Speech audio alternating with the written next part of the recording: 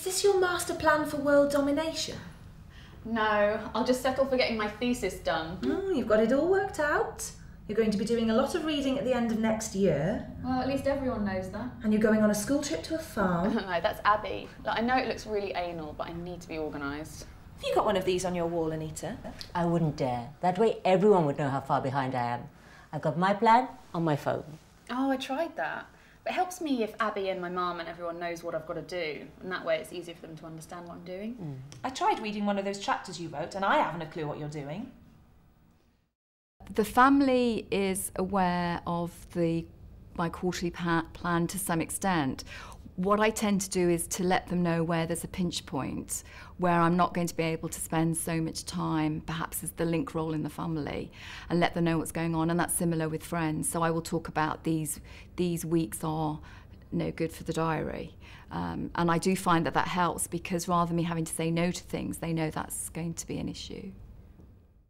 One student I was talking to, who did in the end complete on time, used to tell the milkman every morning what she was doing that day. And so the next day the milkman said, "Did you achieve what you said you were going to achieve?" So the milkman became the progress chaser.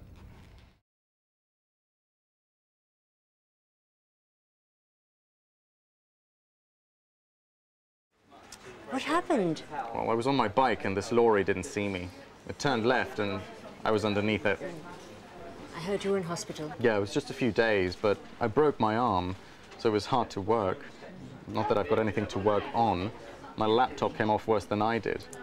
And everything was on there. The whole analysis of my results, the lot. Had you backed it up? Well, I kept meaning to. But, you know, not the final version. I'll have to start the analysis again from scratch. What a mess. Well, the only good thing to come out of it is that I told my supervisor straight away. We talked it over and I've suspended my registration until I get myself sorted out. You couldn't have caught up? No. We talked it over and this takes the pressure off.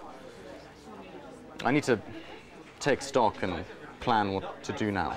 Project management is about constantly reviewing your plan. So when it snows, when somebody's ill, when there's a crisis, you look at your plan and you modify it and say, if I'm doing that with that time, I can't spend it on something else, so how do I reorganize my time, my schedule? And so it's really important to say at the beginning, you must have a schedule, but as things crop up, you must be prepared to alter it. Did you get any feedback on the chapters you submitted? My supervisor really liked them, but she wants me to do more fieldwork with a larger sample. Have you got time for that? No, I don't know what to do. She's really enthusiastic about what I'm doing, which is great. But every time I see her, she suggests another idea or another book I should be reading, which would change the whole way I approach my research. And I just don't know if I'm ever going to finish on time. You need to tell her. I know, but it's not easy. If I had the time, I could go on researching for years. There's so much more to look at. Yeah, but it's not much good if your visa's going to run out. I know. Being realistic, I need to reduce the scope, not increase it. I mean, the completion date's the one thing I can't change. I've actually got the opposite problem. I mean, I'd like to spend a little bit more time on research, but suddenly the uni's putting a little bit of pressure on me to finish on time. Suddenly they're worried about their completion rate.